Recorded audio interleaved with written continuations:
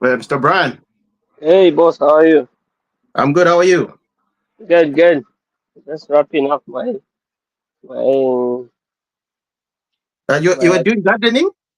yes, yeah, just trimming a tree and making a plant bed. Yeah. Oh, Mm-hmm. okay. Nice. Yeah. So yeah, Nice. just wrapping up. Yeah, but I just thought I'd still join while I'm finishing up. Yeah, Mm-hmm. that's very true. I just Yeah. had a couple of connections problems. Couple of people wanted to join, but we couldn't hear each other. Oh, okay. So you just restarted it? Yeah, I just restarted it. Okay, okay. Yeah, I see. I just restarted it. Hopefully they join back. Yeah, hopefully. Yeah. So Yeah. what's for the long weekend? Just today, I think I'll just do like some cleaning around, some Mm. gardening, Yeah. and then maybe we'll come down that side for a day or two in Niagara. Ah, nice. Yeah, just to get the kids yeah, just to get the kids on the water parks. Yeah. Ah, So mm-hmm. any That's place what I'm in doing. specific? Oh yeah, in Niagara Ah, Falls. yes, yeah, Niagara Falls. It's so Ah, cute. okay. The water parks, yeah. Yes, yeah. So those things are water parks, right? So. Oh yeah, a lot. There's a couple of hotels that have those nice water parks. Yeah. Like the what you call it? I forget the name. I forget the name. I think Yeah, at the the Sher- falls, at the falls. Sheraton, yes. Sorry, Sheraton is the one that has it. I think Sheraton is the one that Sheraton. has the Yes, water. Yes, yes, yeah. Sheraton. That's what I was thinking. Sheraton and Yeah. in Niagara on the Lake. There's one at what you call it? There's one at Niagara. It's a lodge. There's a lodge there. The Niagara on Wolf the Lake. Lodge? Yeah, Niagara on the Lake. Yeah. Yeah, I think The it's Wolf. called Great Yeah. the Wolf Great Wolf Lodge, Lodge. Yeah. yes. They've got one Yeah, as yeah. well. They've got Yeah, one those as well. things are, yeah, especially this, like around this time, Mm. this period, those things are fully booked Oh yes. and the prices go up, right? Yeah. hmm Especially now with the long weekend. Oh man. Yo, my goodness, yeah. Because some people probably have days off, yeah. So I think Sheraton is the one that Uh-huh. made sense, right? Because then it's Yeah. like you're just inside what is the water park, Exactly. and that one is Yeah. not as pricey. Uh, So yeah, so we'll Mr. look into that. Mr. Simukonda, welcome, Mr. Simukonda. Raj Tumba. Nitabale Onkovutika. I think it's dropped out. Looks like he must be having the same communication connection issues you're talking about. Yeah. Yeah. So did you Mm. book in advance? No, it's just was supposed to go to Sandusky. Uh-huh. Initially, that was the plan to go to Sandusky, Ohio. Yeah. Now, Yeah. now it's a long trip, Yeah. and Yeah. just like also in arena, it looks like the rates changed as well. Oh. So yeah, I was just like I just do a day here, shorter drive, more go. Uh-huh. Uh-huh. Mm-hmm. Oh, So yeah, okay. yeah, and then I have like a work discounts with the Oh, Marriott yeah. hotels. Yeah, but I'm not sure if they do when it's busy. But either way, Yeah. it's just Yeah. one night, right? You just do one night. If I come out park, Mhm. Yes. you got Very other things to important. do there, and then you visit some people around there as well. Mhm. A Yeah. weekend, yeah, Yeah. yeah, Yeah. Raj yeah. Tumba, you're back now. Can you hear us?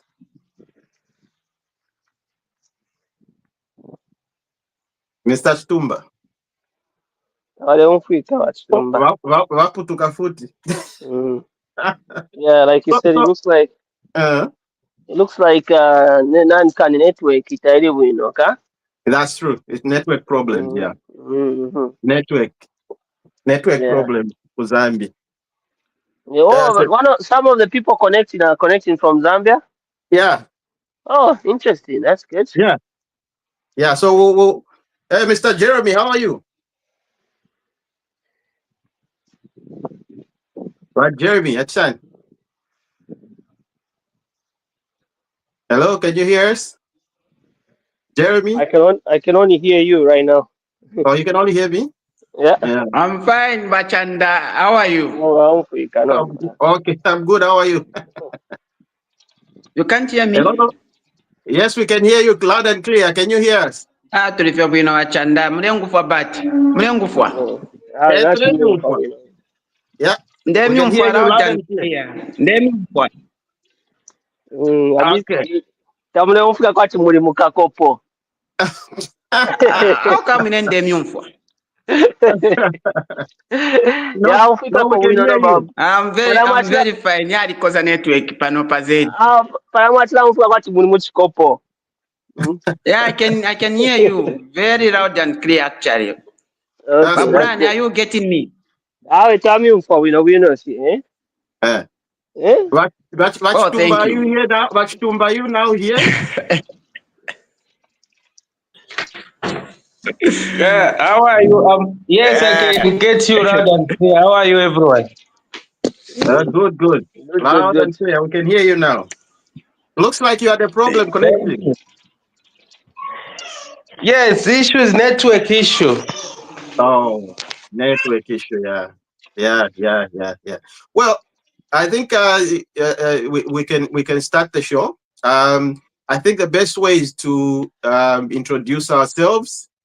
Just talk briefly about yourself, and so that the public know who you are, and where you broadcasting live from. And then so I think what we'll do is we'll start with our friends from Zambia. Um, Jeremy, Anika, you can start and then introduce yourself to the platform. Of course, it's the red tag, and you can introduce yourself so that everybody knows, who you are, and yeah, briefly.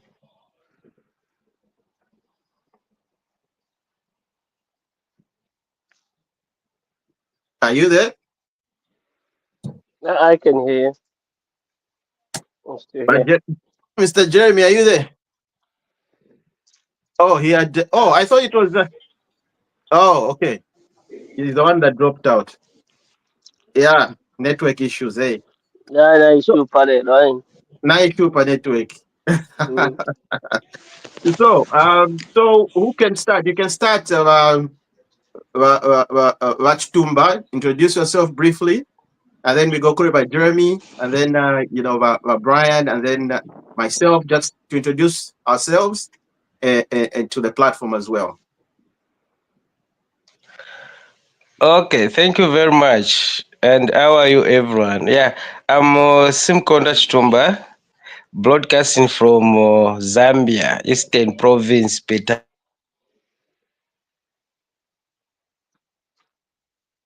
Oh, here we go again.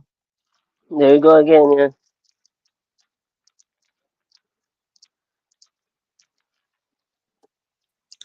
Yeah, are you getting me?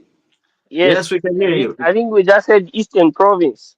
Yeah. Yeah, Yeah, I think it's dropped out. Is yeah. it? The network is a big problem. Okay, yeah. My name is Jerome Kanika. Yeah, broadcasting from definitely Lusaka, Zambia. Nice. Welcome, welcome. And Tumba is back. Ah, this network yala shupa.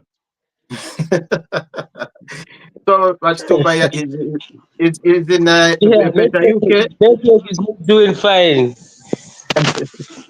It's not treating me well, eh? Yeah. So with people just said they heard you just say Peta UK.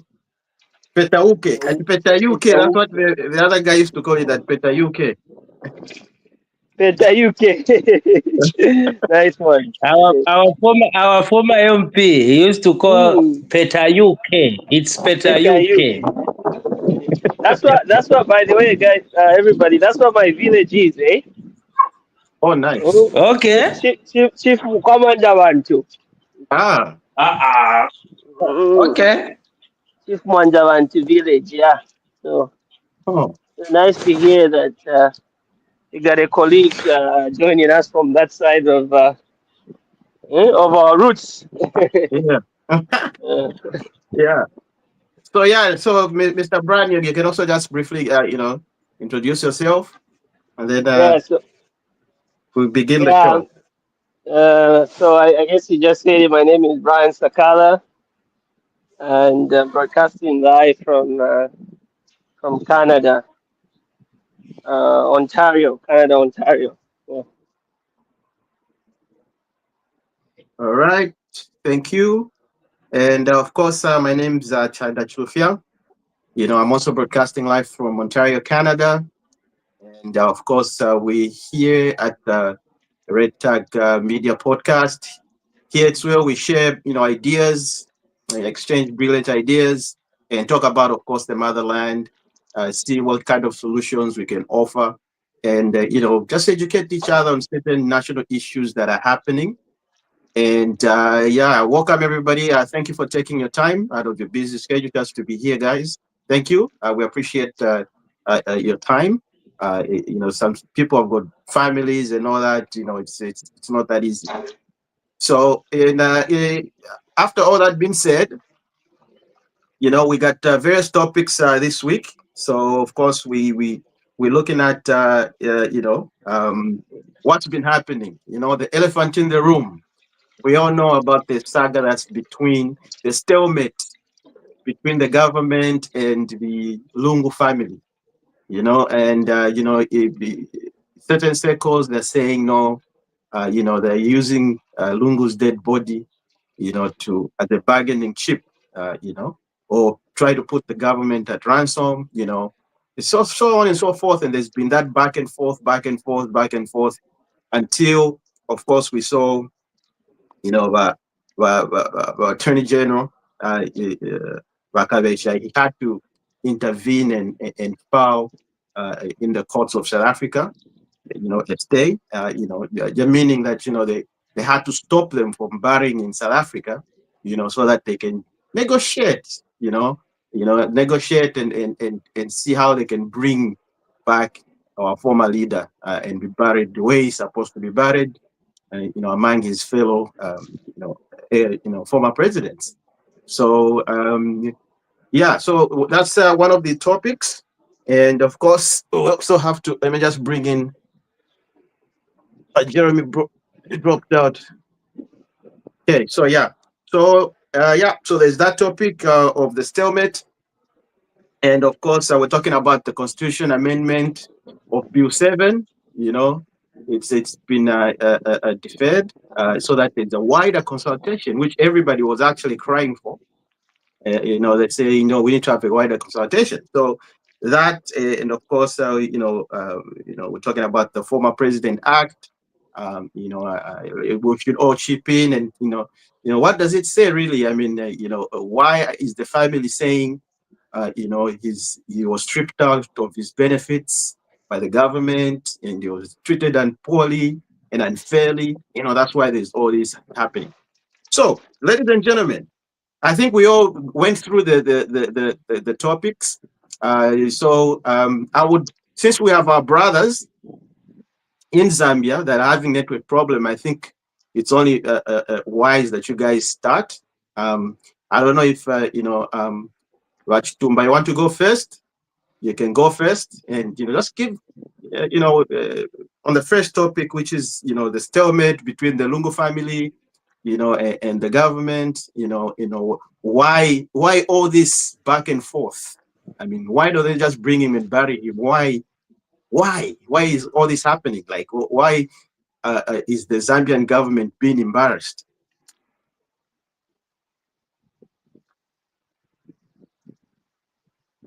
Are you there, Vachitumba? Thank you very much. Mhm.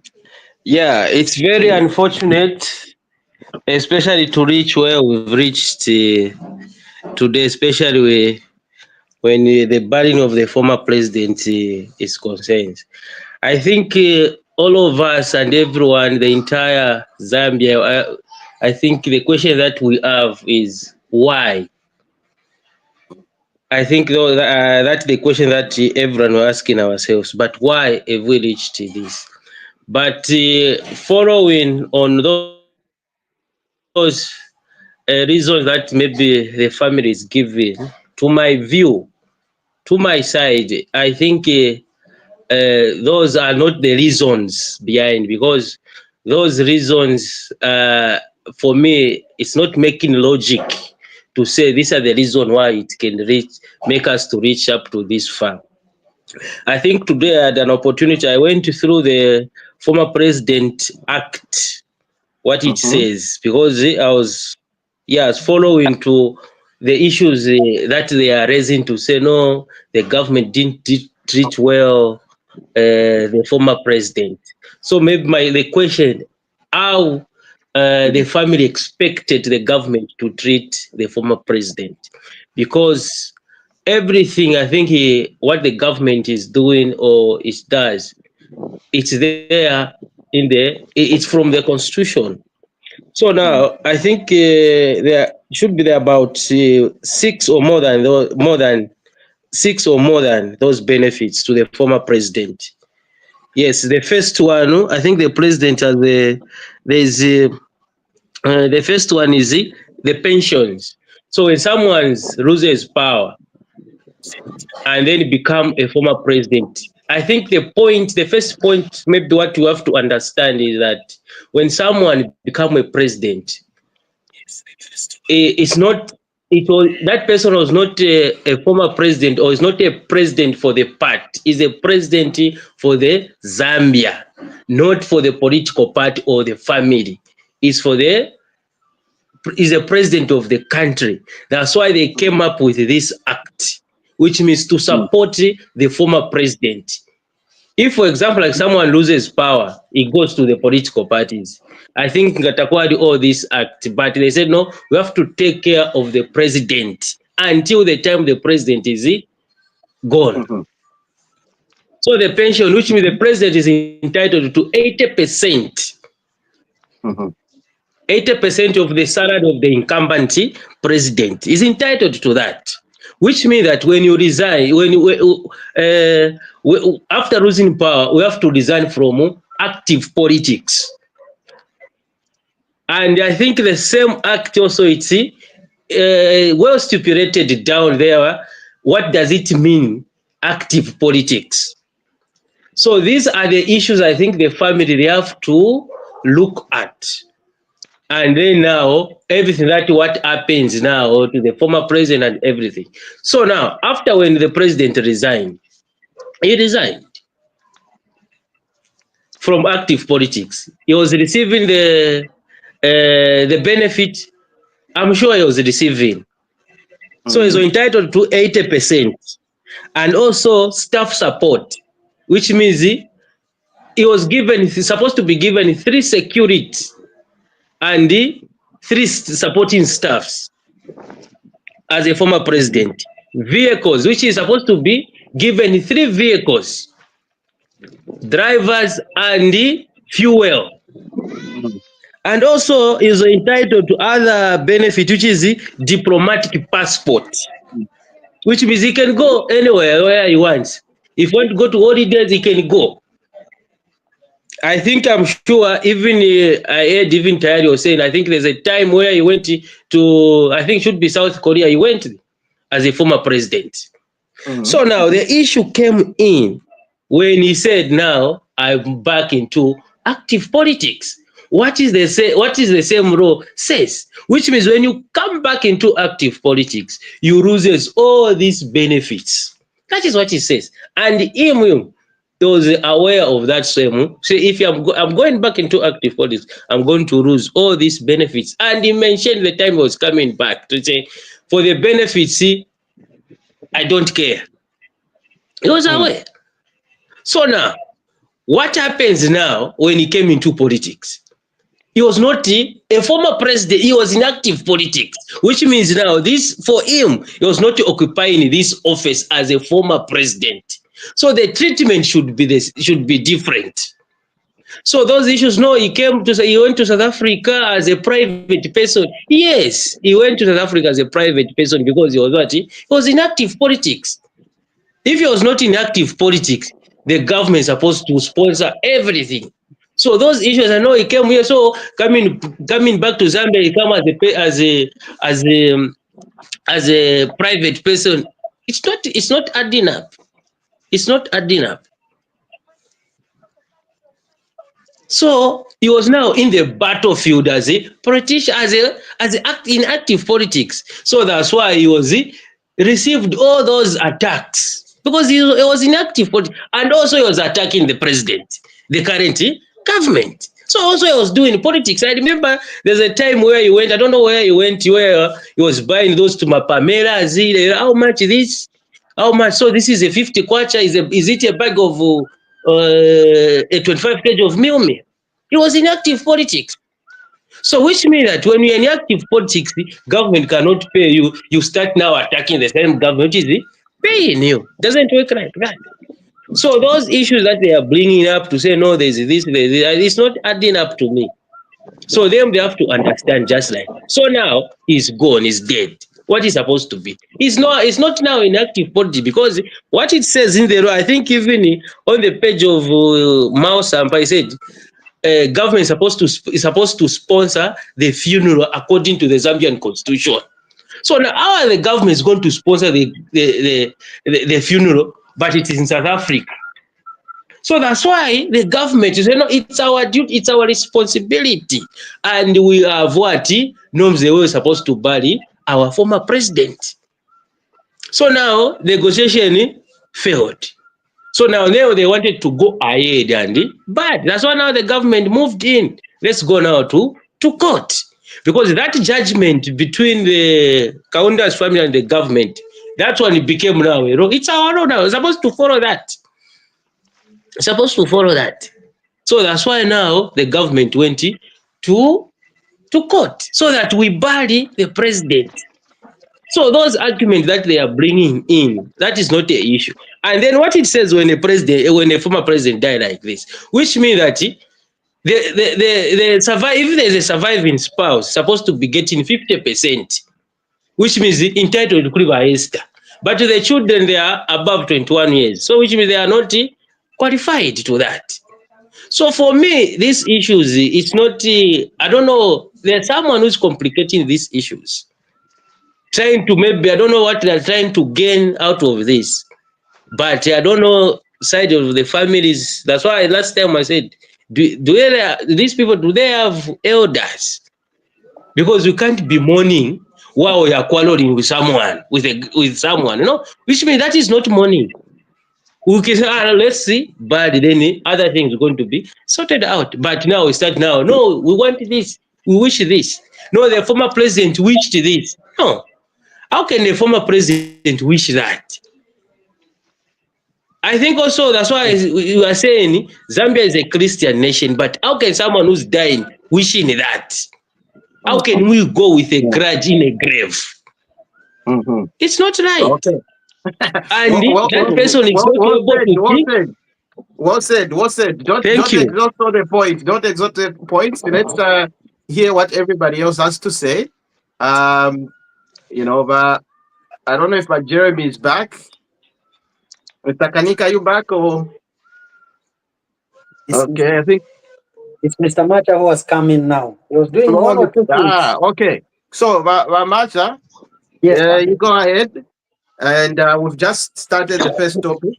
I don't know if he had the time to look at the topics, but of course, we're just talking about the stalemate that is there between government and the Lungu family.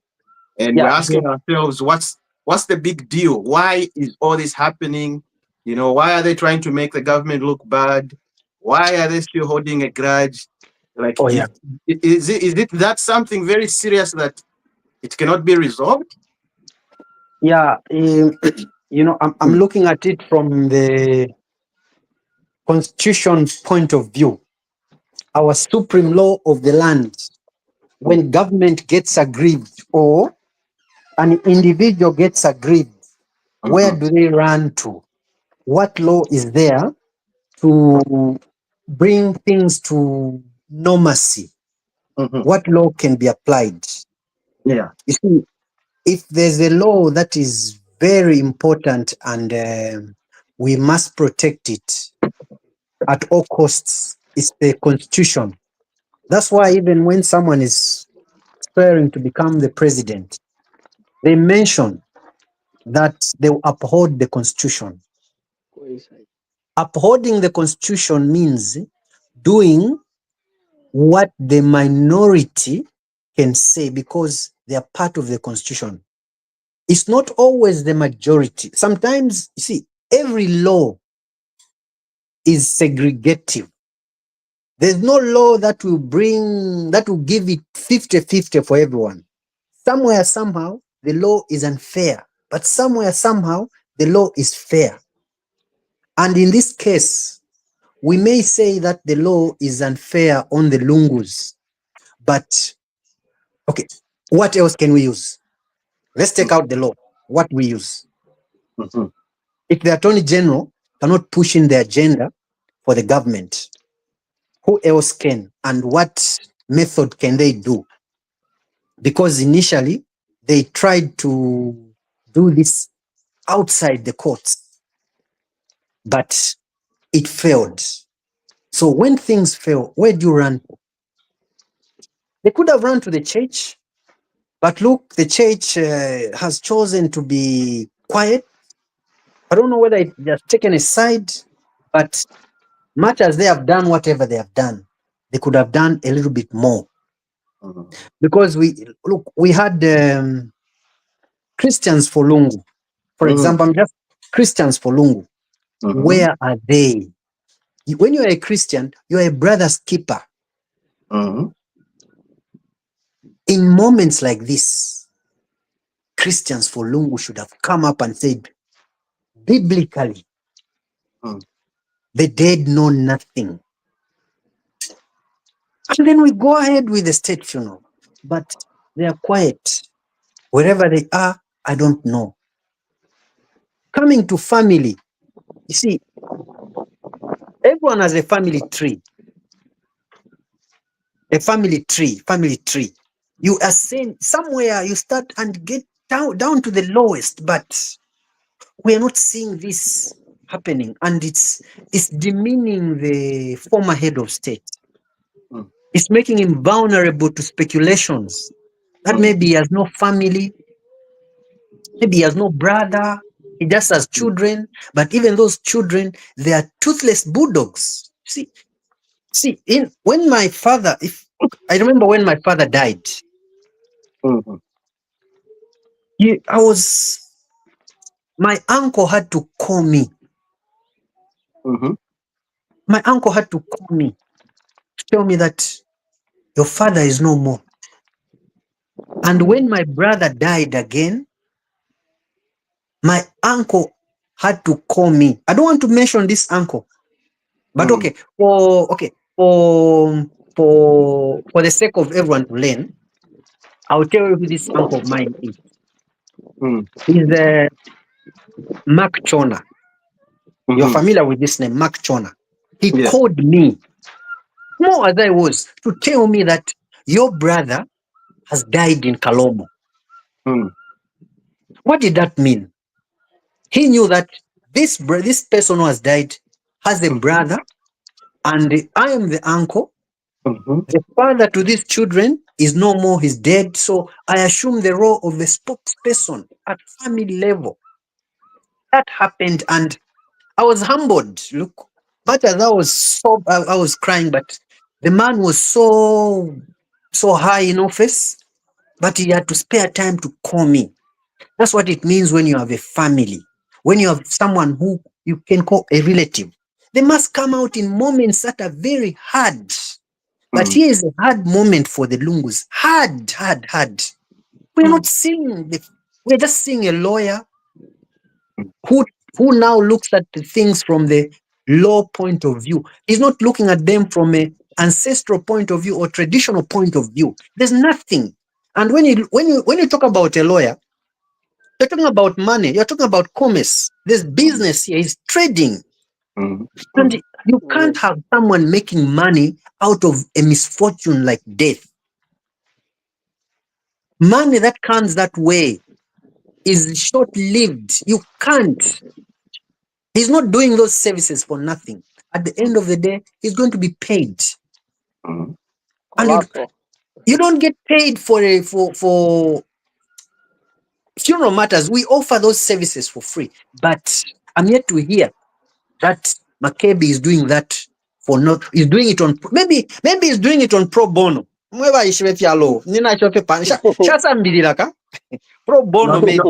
Not even the Makebi Zulu, that they were Tawastafia pro bono. Awe, shasa mbilila sana. Maybe ni pro bono. Ero karibali kwa tenda rama, avena lungu, vanda rama. Ushakuti, pro bono, maybe takwe tenda rama, like any more fue coffee, you know? So, so we know we need to look at things from that angle, that humane point. Lungu is no more from June, from June. You're just arguing. Coming to PF. Let me go to the party. Let me go to the party called Patriotic Front. They are very unpatriotic to their former president, who is no more. Because to be patriotic simply means that you put the interests of even other people ahead of yours. Now, tell me, how have they put the late Lungu's interests first before theirs? They are just paddling an agenda where they want to just cause acrimony, where they want to cause a situation that is, they are causing storm in a teacup, so that at the end of the day, people should say the government is bad. So if the government is bad, then we need PF to come back in power. No, we don't think like that. But at the end of the day, things will come out. The way things are now, we are seeing a situation where what goes around will definitely come around. May I end here for now? Fantastic. I think about Danny just joined us. But Danny, we got we just started the first topic. I don't know if you had a chance to browse through, but we just on the first topic where there's a stalemate between the Lungu family and the government, and we're wondering why all this hullabaloo. Why can't they just agree to disagree so that the person rests? Yeah, what is so bad that happens that it has to reach to these extents?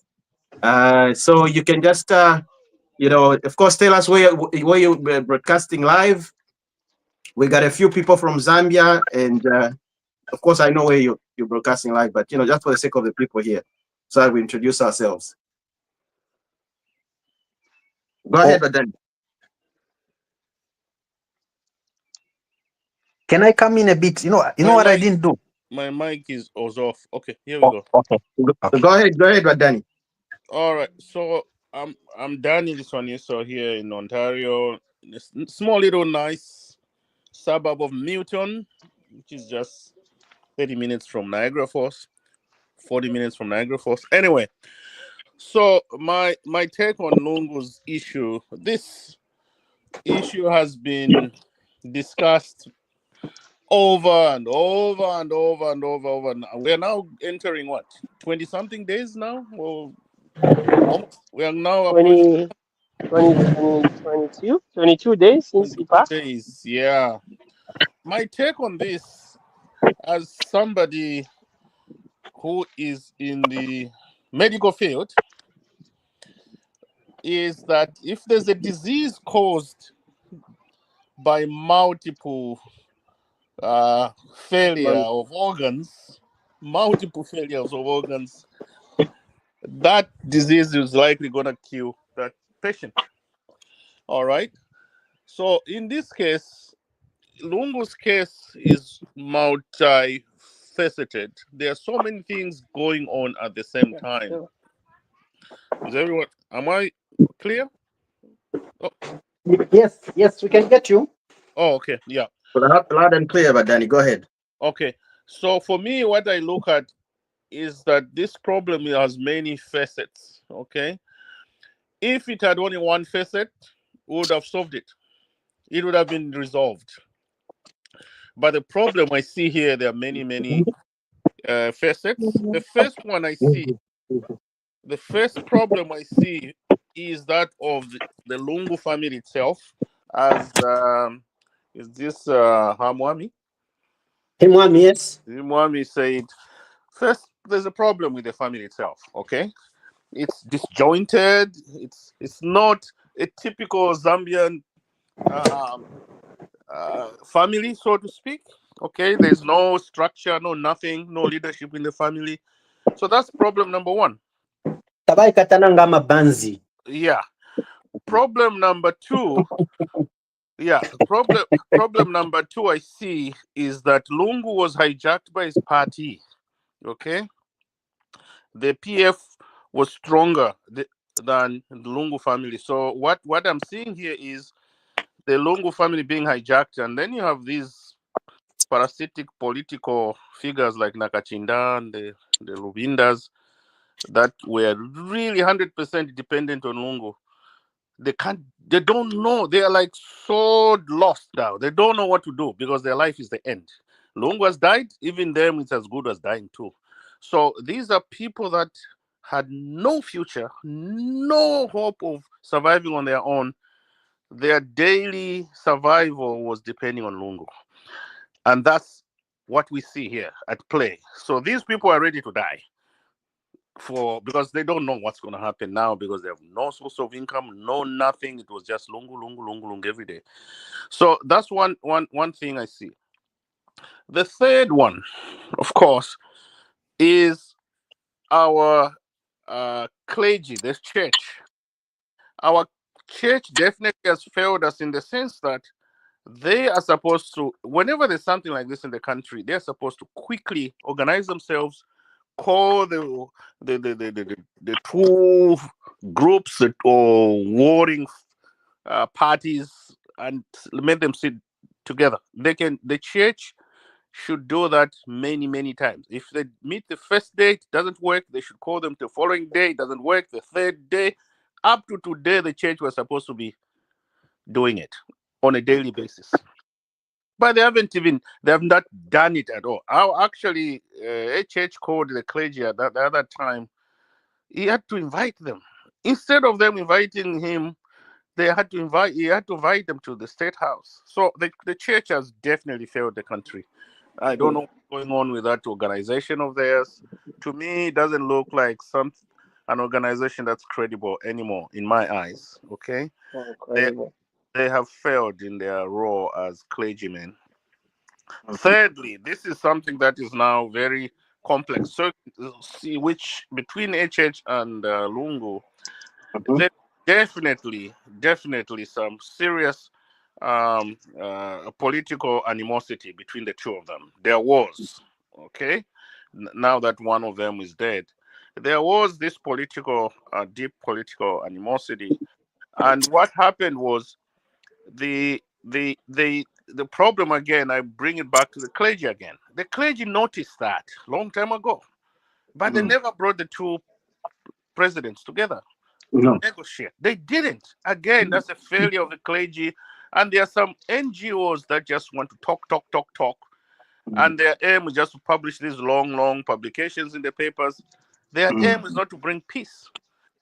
Instead of them championing peace by bringing the two people together to negotiate, look at we've seen so many past presidents negotiating. Sat actually made, they made peace with his predecessor and all these guys. So we've seen it happen in Zambia, but why not Lungu and HH? It never happened because people sat on the terraces and just watched. They wanted things to go bad so that people can revolt against HH and all that type of thing. That's all they were aiming for. They didn't come in to help. So because of this deep political animosity, the government stuck when Lungu said he's coming back to power. The government went back to the books to follow the rules word for word. They said, okay, you've come back to politics. We're gonna start now. You are an ordinary citizen like anybody. You a political leader, fine, but you lose this, this. That was very clear to Lungu.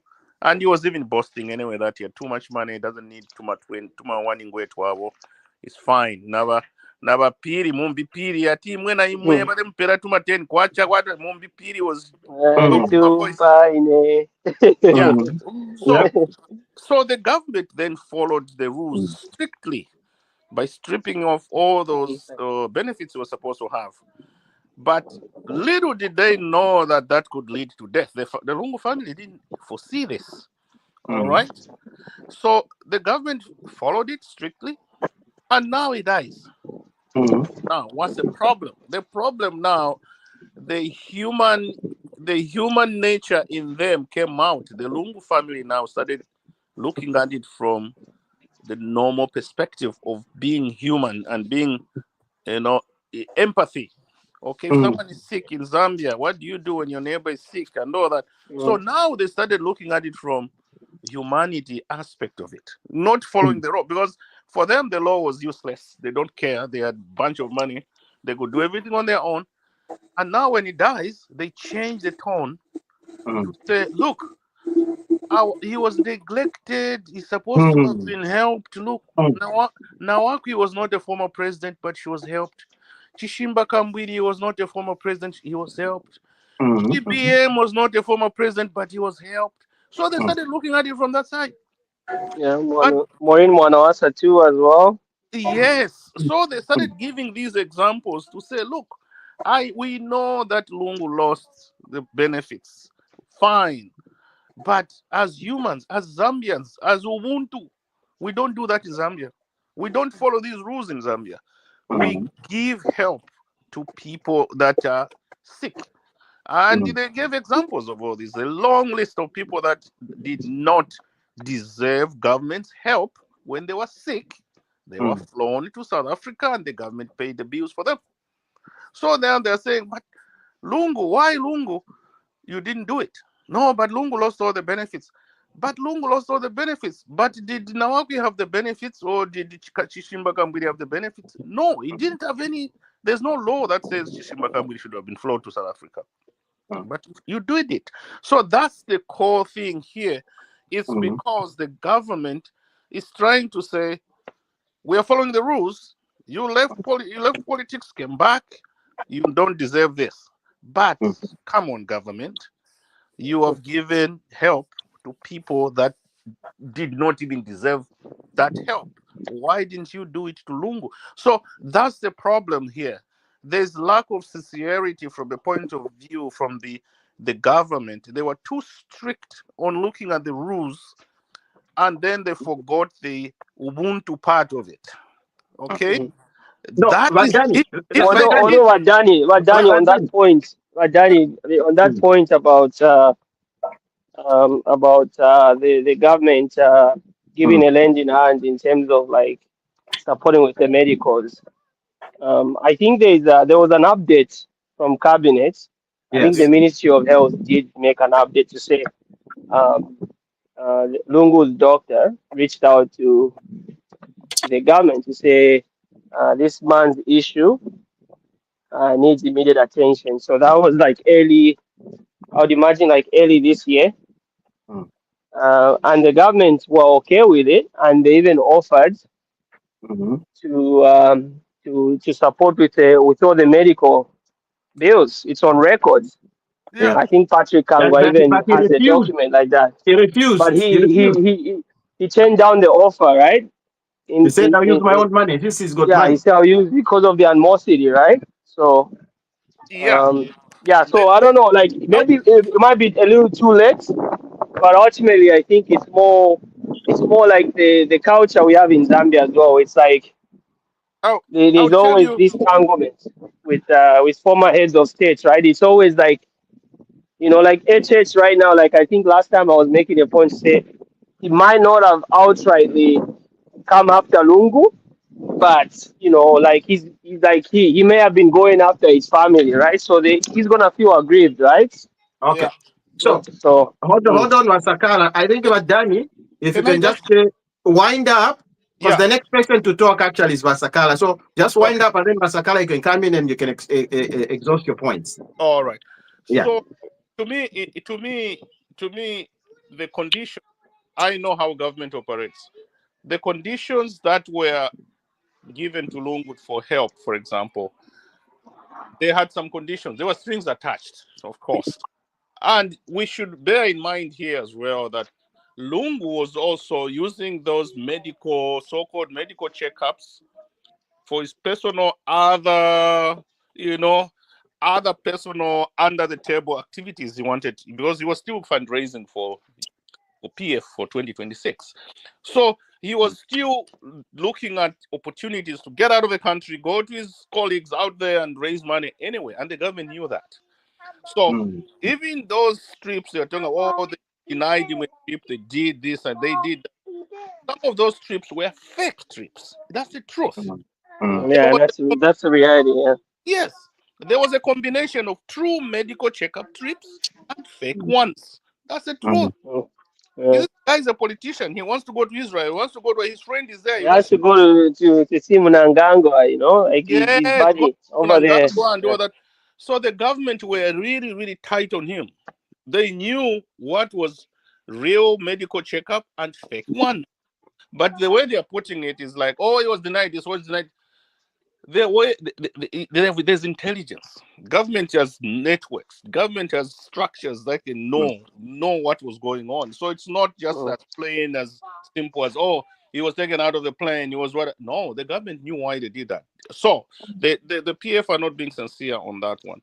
In conclusion, what I can say is that the Lungu family should make peace with the people that are alive. Their loved one is gone. They're going to remain with us Zambians who are going to be living with them. And there's no need for them to stick to the wills or the words of the dead person, because they're not going to be living with Lungu. Lungu is gone. You make peace with living souls. And so if going forward, I would just wish that the Lungu family makes peace with the government, and the government represents the people of Zambia, by the way. They are not talking on the Kabesha is representing me right now as a Zambian. So the government, which means the Zambian people, want peace with the Lungu family.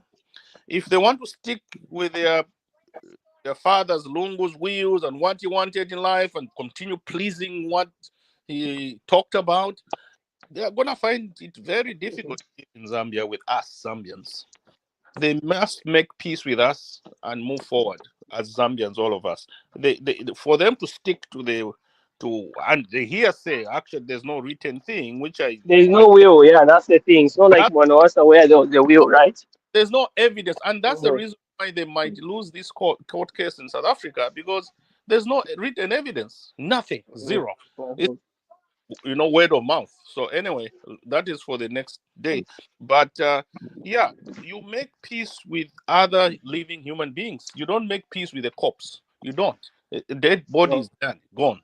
So that's all I can say about this issue. There's a lot of facets, and we're even hearing, by the way, real, not Kachepa, not whatever, real evidence in court today. Yesterday, this guy displaying all the charms from Mozambique.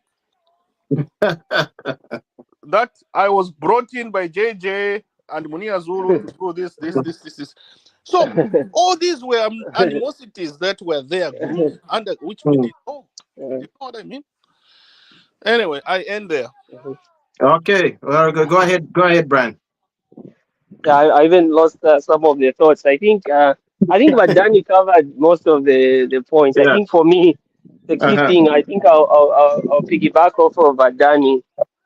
I think one of the big thing he mentioned was the clergy.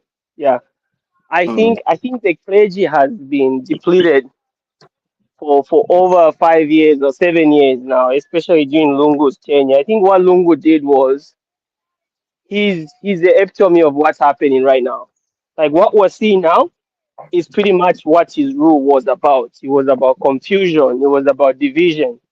I think one of the gentlemen on the call mentioned Christians for Lungu. So if as the president within the Christian fraternity, you create a different group of Christians when Christians we're all supposed to be the same, right? Because we pray the same God and we have the same values.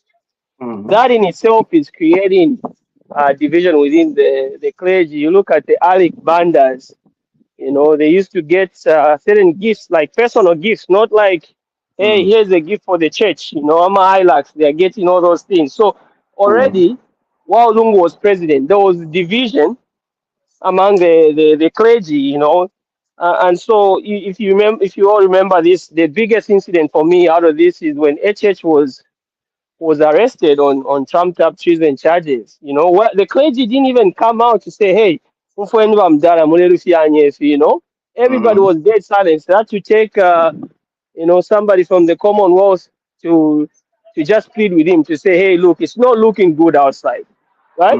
So it's the same thing where we are kind of like at the same crossroads here, where it's the South African government actually who, I think if you guys saw the guy coming over to sit down with president, I think for me it was just telling him like, hey guys, we don't want this embarrassment, you know, for diplomacy, you know, for, you know, ties, you know. You know, I bet you they even gave them the go ahead to say, I think the best way to do this is, you know, file an injunction here, and then, you know, the courts will do what it's supposed to do, right? Because, you know, again, the clergy have been quiet, right? Like Danny said, the church mother bodies, the moment there was an impasse, they should have gotten everybody together. So I think the division that Lungu created before is taking that to the grave, because you look at the PF, for them they have no lifeline, like Danny said. So their plan was to milk this, to ridicule the president, right? And maybe gather sympathy for, because it doesn't make sense, right? I'm sure the family as well, they feel aggrieved, I'm sure, because if you look at the Esther Lungu, um, Tasila, they are, what's their daddy? So all those guys are facing serious charges that could see them, you know, go behind bars for many years. So it's more like the PF have always been agreed with HH. The family have always been agreed with HH because they feel like they don't deserve all these ridicule through the court cases, right? So it's more like two groups that hate HH coming together. And you know, when two wrongs are not gonna make it right, right? So it looks like they want to hold this, you know, until they can't hold it no more, right? Because if you think about the agreements they made, it's not like they specifically say like we don't want HH near the body. They okayed HH to be part of the airports when the body comes home, right? They also are okay with HH leading the Sunday events. So then to just come around and turn around, you know, you look at when Emmanuel Mwamba, they are busy hosting this all these podcasts about the death of Lungu and how he was mistreated. So they want to use this, right? They want to use this to the core so that they bring down HH. And to me, like, that's very dangerous. And that's how these tribal wars continue. And that's the thing Lungu, I always talked about with Lungu, is like we were on the blink of something happening, like what we saw in Kenya. Remember, Kenya was, you know, political arena was not as bloody as it turned out to be, right? So it's just a continuation of what Lungu stood for and what he was about. Because I think what Danny said, the moment he realized that he didn't have a chance to come back to power, he was just trying to cause confusion at any opportunity he got. So I think the reason why there's a stalemate here is because we have the two groups that don't like our president coming together, and I think they were hoping that this is something that could get people turned against HH.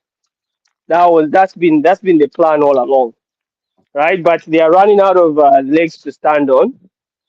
So my hope is just that you know, somebody, you know, one of the clergy, which I don't have full faith in the clergy, to be honest, because if you think about Ali Kibanda, this is an archbishop. He's part of the clergy, right? He goes there to officiate He knows it's wrong, but he still goes ahead. Mm. Right? Look at all those GBM, Membe, all those guys. Abena KBF. All those guys, they know it's wrong, but they still got on that plane Mm. to proceed with those separate funeral arrangements. So to me, it's just a group of people that hate one guy, you know, using the death of someone, which is the most unfortunate part about the whole thing is, the dead is gone. Tapala febomfwa, the and apart from to tapakulu echibe pesho. Mm. When my own mother that I was very close to passed away, there are things that I heard, like for example, the day before my mom passed away, Mm. right? This is personal now. The day before my mom passed away, she was very sick. I needed Mm. to get a hold of her. Her own family, brothers and sisters, couldn't. They even had a car at home, Mm. but they couldn't take her to the hospital because they wanted me, somebody who's in Canada, send them money for a cab. By the time they went to Western Union, I tried to get a hold of my mom. Our own brothers stole the phone, took out Mm. our SIM card, sold the phone. But the Mm. family members, they didn't see anything wrong with that. There was Mm. no conversation saying, "Tiabachito muntu mulwele." Right? So Mm. she died by herself. Right? Nobody was there. Right? Mm.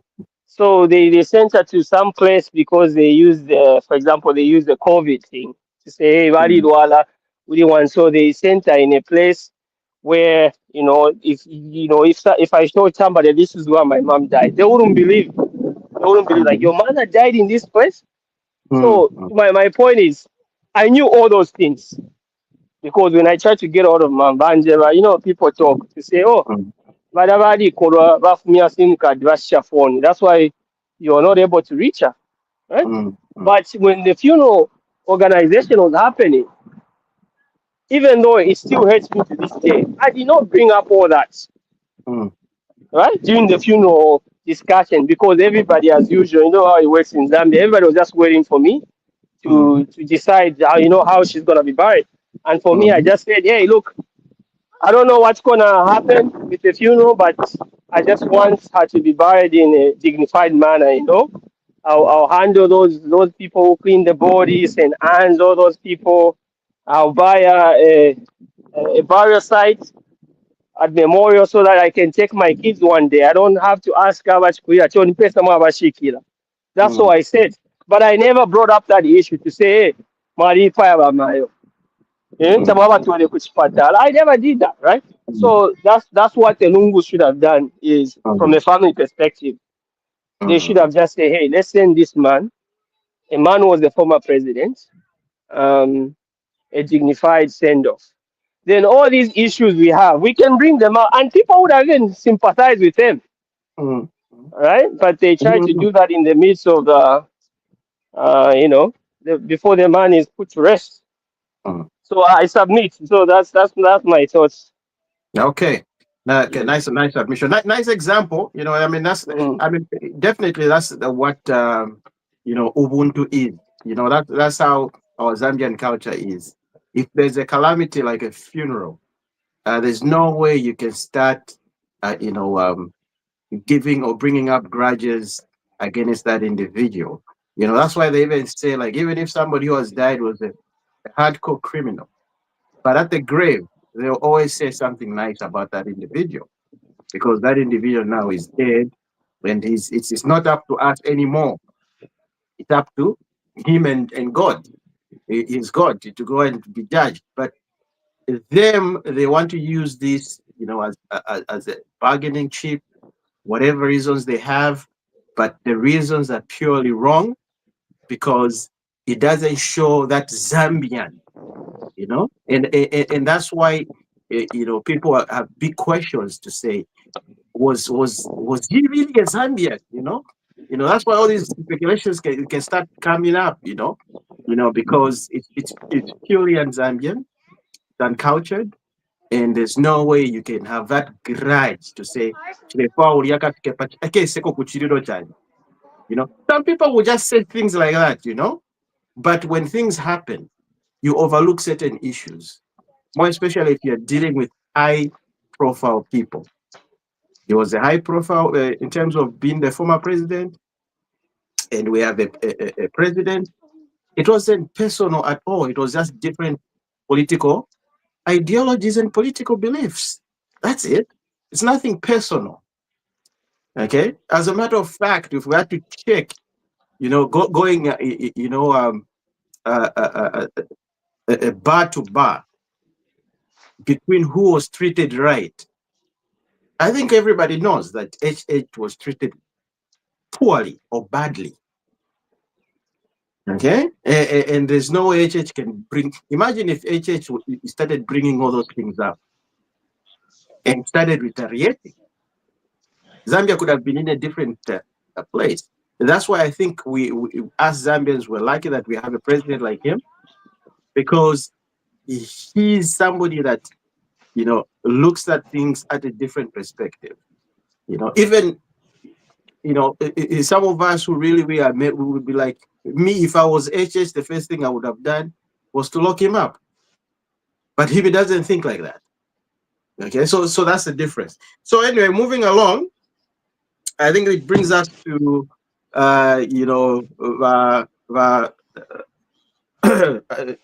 Attorney General. I think everything is all linked. Everything is all linked. So the Attorney General, we know that he went to file a lawsuit in South of South Africa for a stay, just to make sure that things can proceed and they can. But me, I'm thinking to myself, like, are the Lungu family really willing to listen or negotiate? And I don't think they are, looking at the way they are talking, the way the mood is, the way actually Makebi Zulu is talking. I don't know if he's a spokesperson or if he's their lawyer. I don't know. It's certainly both. But the way he's talking, it looks like they don't want to negotiate. And the way they want to put it is to make the president look bad, which is very, very, very wrong in the eyes of international community, even the eyes of Zambians. Imagine the kids that are watching to say, it doesn't sound right, doesn't even feel right. I mean, that's why everybody's been asking, where are the, if you call it from family, what about if you call it, they can come and put the family together and say, can we reason? We know we are hurt, we got feelings, but can we reason? Because sometimes when people are grieving, sometimes you may not be 100% there. But the big people in the family, the elders, that they will bring the family together and do all those things. So I don't know if you guys want to touch on that, or we go to the Constitution Amendment being deferred. Anybody can come in and let's summarize the Lungu government saga. I have a last. I have an observation to make. The passport issue, where it is alleged that he had a Zimbabwean diplomatic passport. Now, you look at the neighbors that we have. Look at the effort that Zambia did to liberate a country like Zimbabwe from white colonialists. Your own brother hacks you from behind. I mean, stabs you from behind. We are not developed in Zambia to the level of Zimbabwe because of things like UDI. We supported a lot of liberation movements, but look what they are doing to us. They come to just cause unnecessary acrimony in the country. Zimbabwe, if really offered Lungu a diplomatic passport, where does the sovereignty of the country stand? Lungu was not just an ordinary citizen. He was a state property. Even if he was like his benefits were gone, but what secrets did he know for the nation? A lot of them. A lot. That's why even to be given a passport by the Zimbabwean government or whoever did it, I think there should be a day in court a day in court where Zimbabwe should explain. You can't just come out like that and say you can do that on any day. For me, they can give me. I'm just an ordinary Zambian. I know nothing. But that was a man who occupied Zambia's top office. We need to separate the two.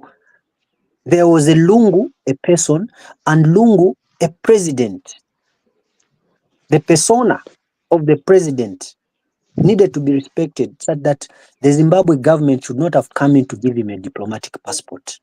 For me, that doesn't add up. If really they did it, my thoughts on that. My thoughts on that, I think for me is that the thing with our African president as well, even in the SADC region, I think usually what happens is if let's say a new president comes in, you're not aligned on how to move the country forward to each other's benefit. You look at Bena Museveni, you look at Kagame, all these people they kill. Even Mnangagwa, remember he was the Minister of Defense when he killed all those Ndebele people, right? So these guys they all come cut from the same cloth, right? So if you look at Lungu, Kenya, the president used to get along with. It's like HH. If Kabila was still president, I don't think we have that Lobito corridor conversation with our neighbors Congo, or Angola, So I always feel like, when it comes to presidents in the SADC region, it just depends on who's there and what kind of business they're involved in, right? So,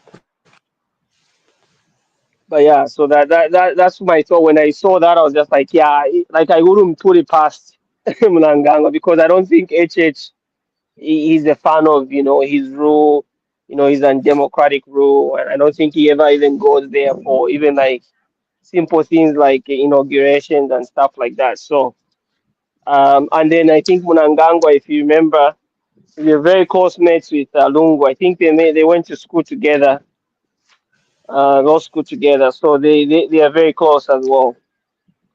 So I wasn't surprised when I heard those rumors, just based off of that. Yeah. Okay. Yeah, I think Wachtumba, you've been quiet. I think Wachtumba, last time you brought out a story that I think it needs to be highlighted. Your background. You said you grew up in Chawama, right? And you're very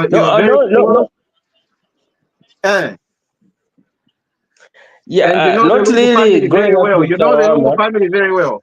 Go ahead. Yeah, actually, what I was saying is that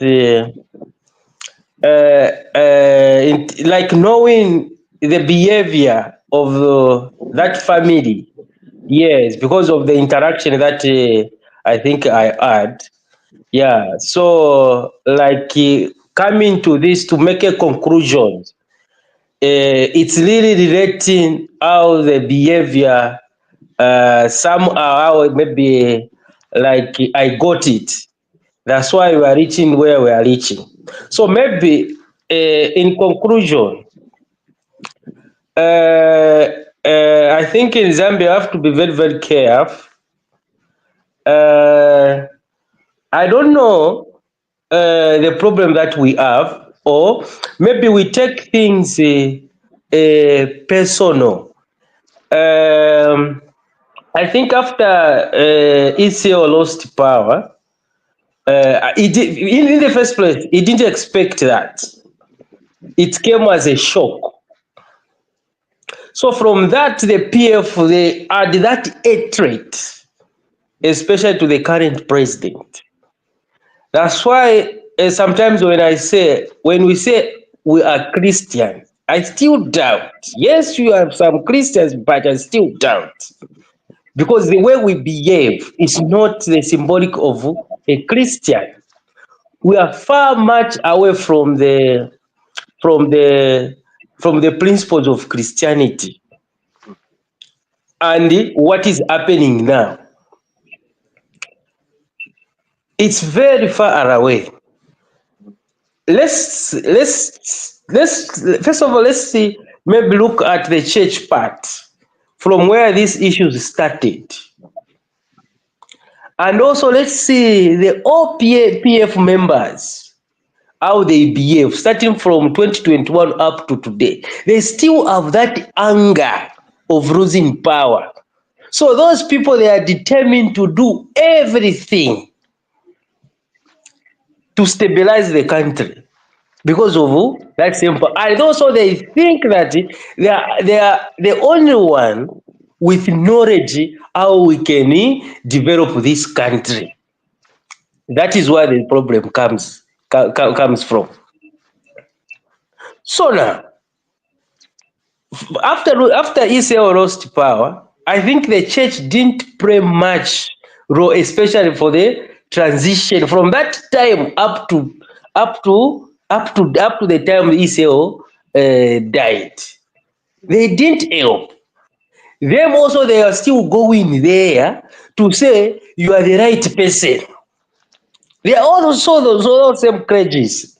Me, I still blame them. Those are the people that we have to be very, very careful with them.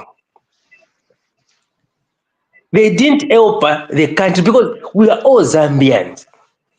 If we fail as Zambian. If we develop as a Zambian.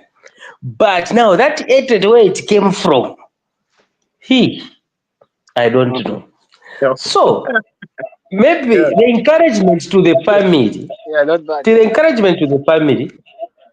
Let them first of all, maybe for a moment, they distance themselves from the PF people and those crash and make a decision as a family, not with those crash. The big mistake, even those people who went to South Africa, I don't know what they are telling the family. That is why they are getting those comfort even to go ahead. No, we are going to do this. No, we are going to do this. No, I think we are going to buy from Zimbabwe. All those issues. So this issue, it was well planned. Me, last time I said where the problem was, after we lost ECL, Tasila went ahead and announced that big funeral to go announce before the government. That is why there's a problem. Me, what I was thinking, after the ECL died, the family was supposed to inform the government. This is what happened.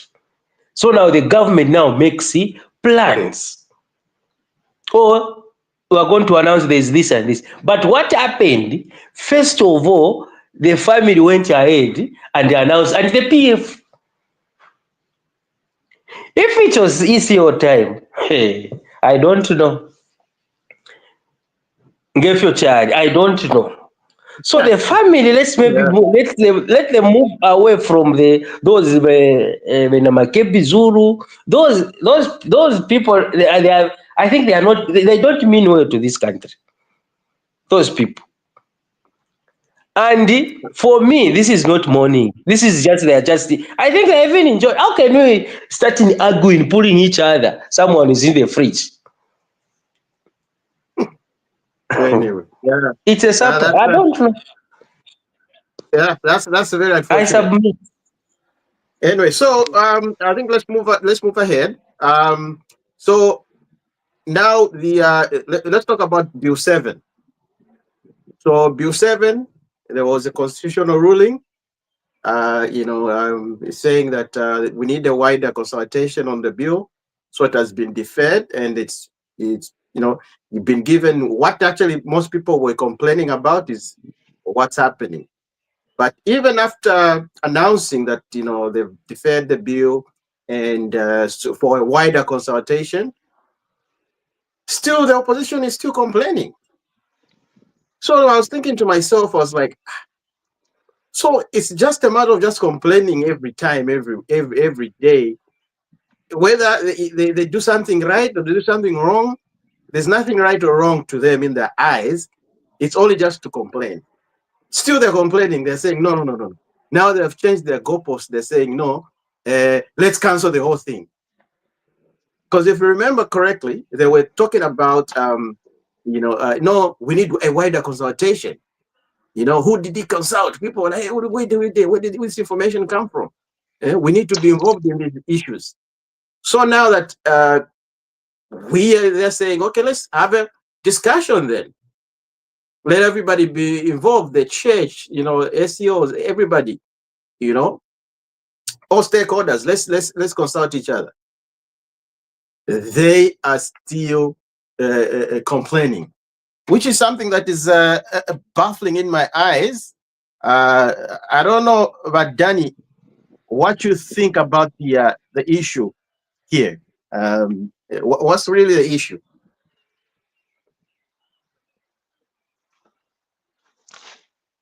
Dr. Dan.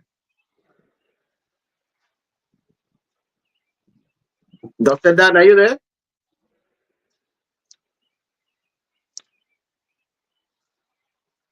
Mr. Sakala? Yes, yes, yes. I'm here. Can you hear me? Yes, I can hear you. So, Yes, yeah, I can hear you. yeah. So we're just talking about the Bill 7 being Yes, deferred. yes, yeah. I followed the preamble Uh-huh. there. Yeah, I Yeah. think for me, ultimately, I think it comes down to what I think I've submitted before. Is I think in Zambia we like to politicize things too much, especially when it comes to the constitution. We everybody feels like they know how to interpret the constitution when really some of the clauses in the constitution are too vague. But as far as like anything that comes out as political, we spend all our time and energy on. So to me, it didn't surprise me to hear that from the opposition. I think for me, the biggest thing is um, why I think the discussion for me would be more centered around why did we have that Bill 7 tabled and why was there a push to to to get that through the window without wide consultations.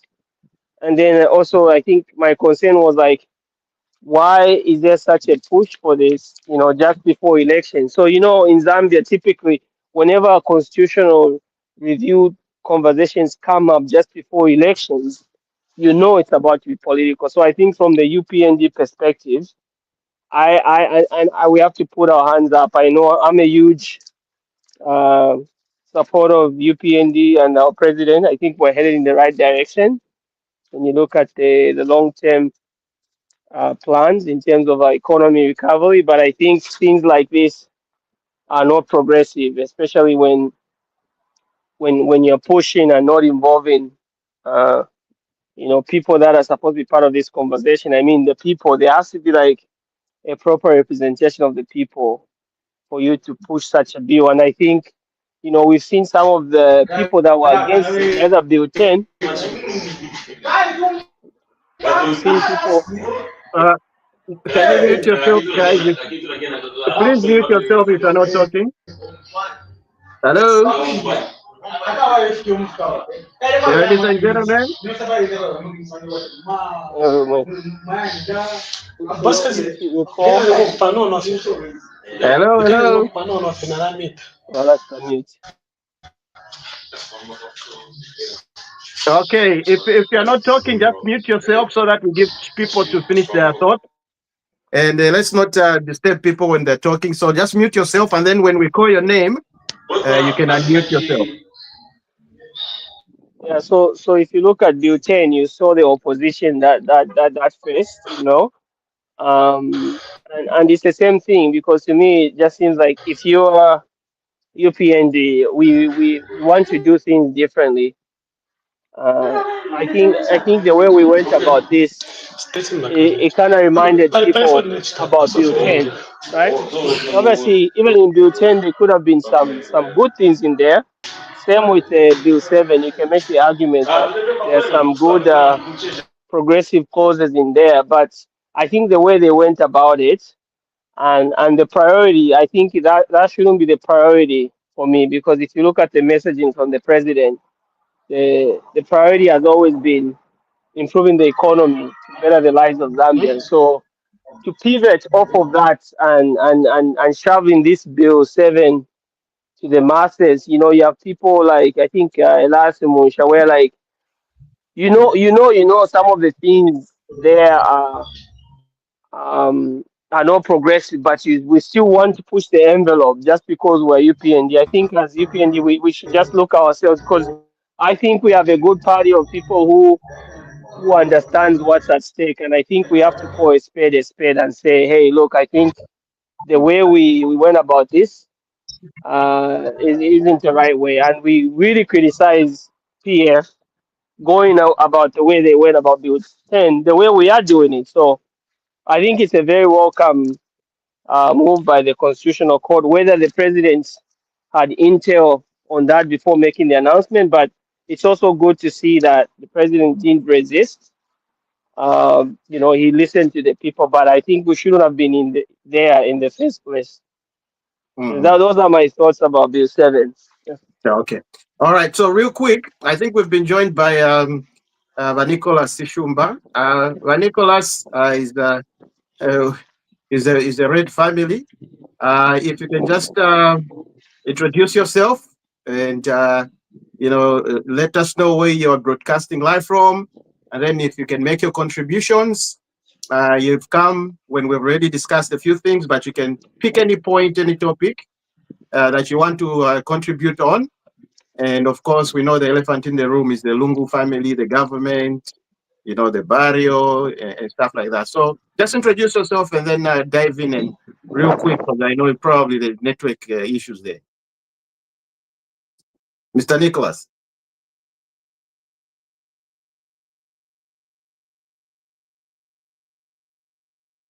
Hello, Mr. Nicholas, are you there? You're muted. You're muted. If you can unmute yourself now.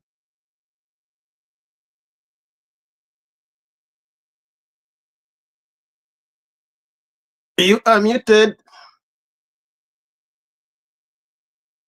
Hello? Unmute yourself, Mr. Nicholas. Unmute yourself. We can't hear you. Hello?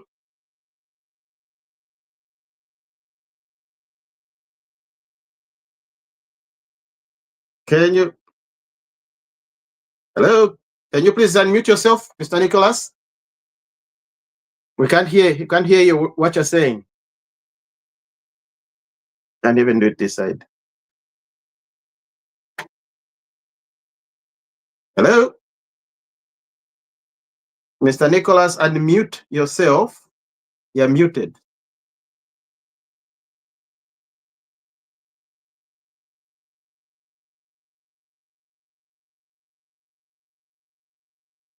Connect your mic. If you've got a mic, connect it.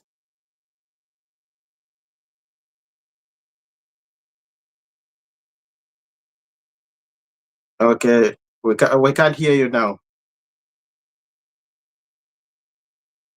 Oh. Okay, I think Nicholas.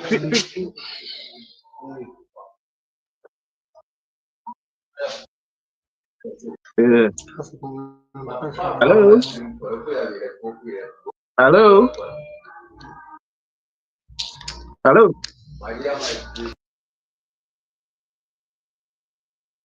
Oh, God. Mr. Danny, are you there?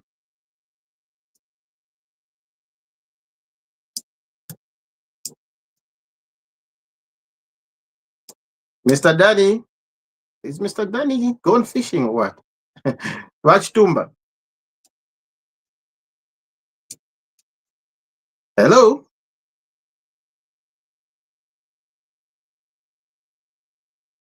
Hello?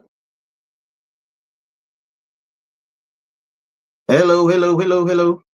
Can anybody hear me?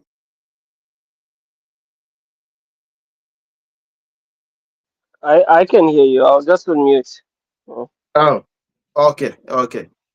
You can hear me. Okay. I thought I was going crazy. No, but Danny, you can't hear. You're saying there's no volume? And Danny's saying there's no volume or something like that. I don't know.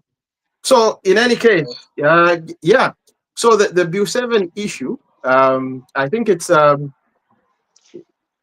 I think what the best thing we need to look at. Oh, we can hear you now. Yes, we can hear you now. Yeah. Yeah, Okay, yeah. I was talking to myself. Well, I think you were muted, just like when Nicholas, even him, he was muted. So you guys, No, I was I uh, mute myself. Anyway, excuse me. The Bill 7, as was that Brian talking about the beginning of the way we started the process for Bill 7 was totally wrong, mhm, 100% wrong. So mhm, I think it's a good thing that the president has put it out of the process until further notice. But to be honest, I'm really disappointed with the legal team mhm, of our president, because our president is mhm, not a lawyer, he's an economist. Some of these things he doesn't know how they go about. mhm, There's no way you can have one department, the Department of Justice, begin such a process. No.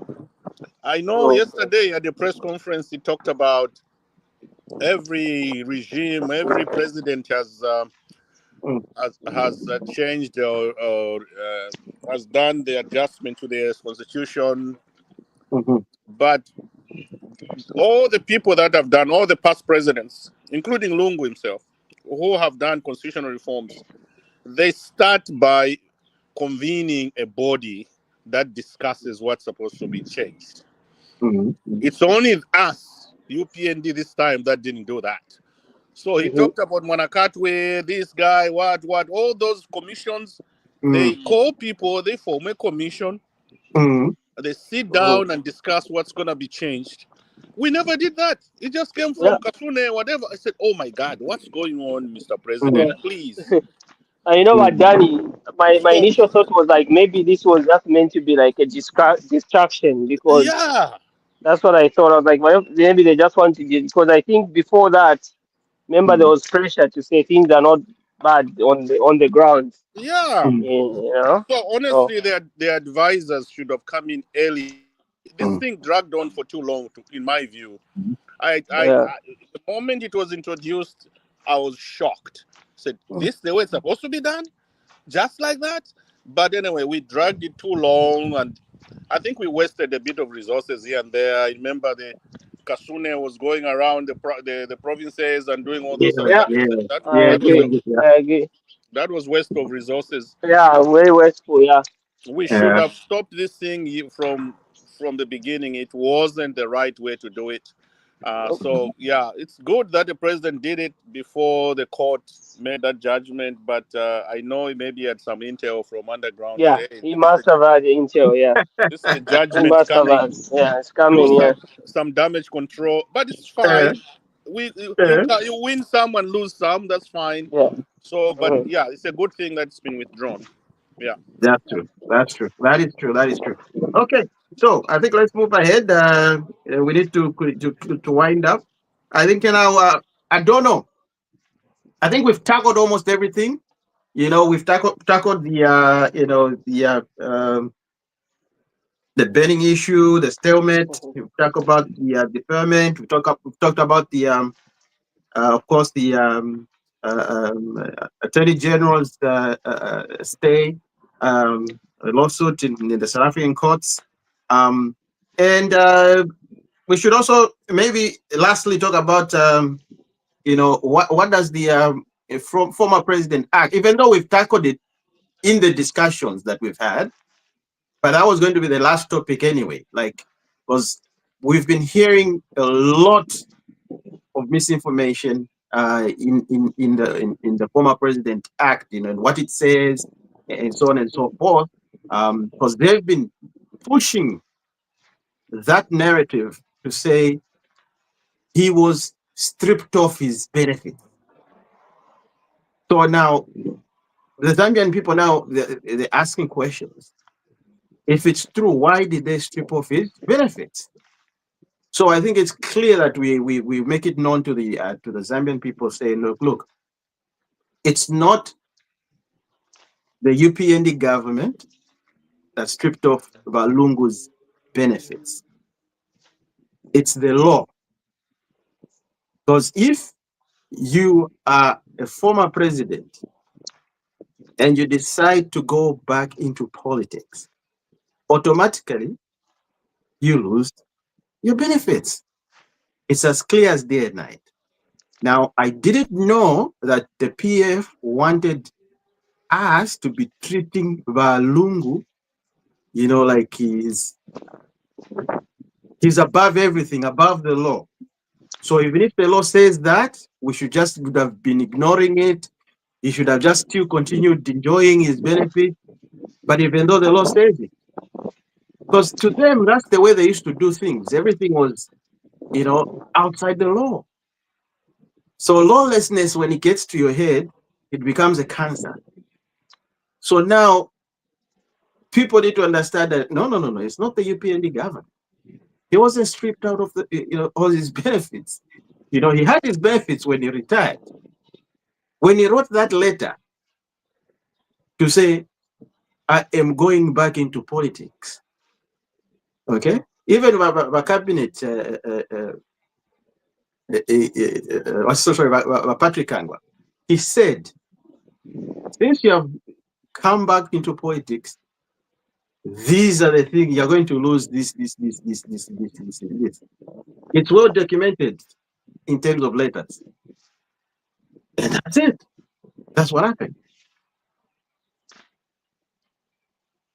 Gentlemen, what's your 2 cents on that one?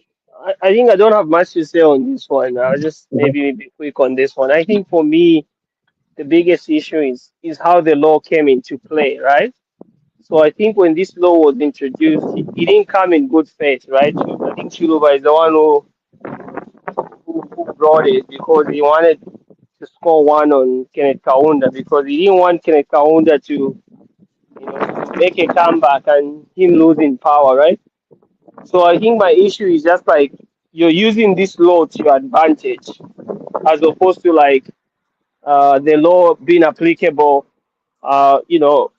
where it matters, because if Lungu, right? If Lungu didn't categorically state that he's back into politics, right? Let's say he's still enjoying his benefits. He still has a maid, he has 3 security guys, he still has a driver, right? If he came out to go jogging, right? And generating masses around him, right?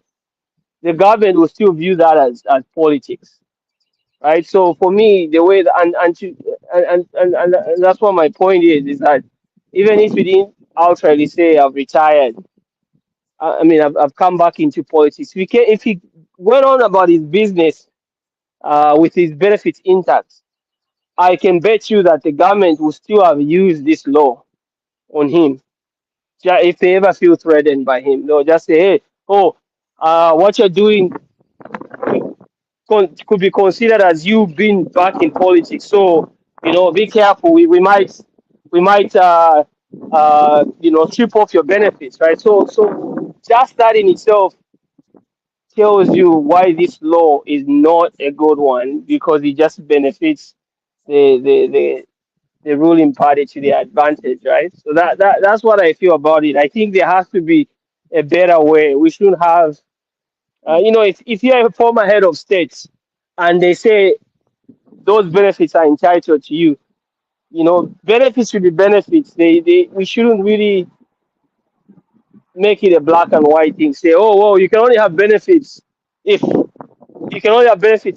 then they're not benefits to me. Like I think retirement benefit should be because you served. There's so many sacrifices these guys make for us. Some of them, if they're truly working as presidents, they have sleepless nights. They are on the call. They can't do certain things. So we shouldn't give them benefits on a condition. That's why I stand with this. It wasn't in good faith when this was introduced. In all honesty, if we're being truthful here. But Daddy, what do you think? What do you think of this benefits issue?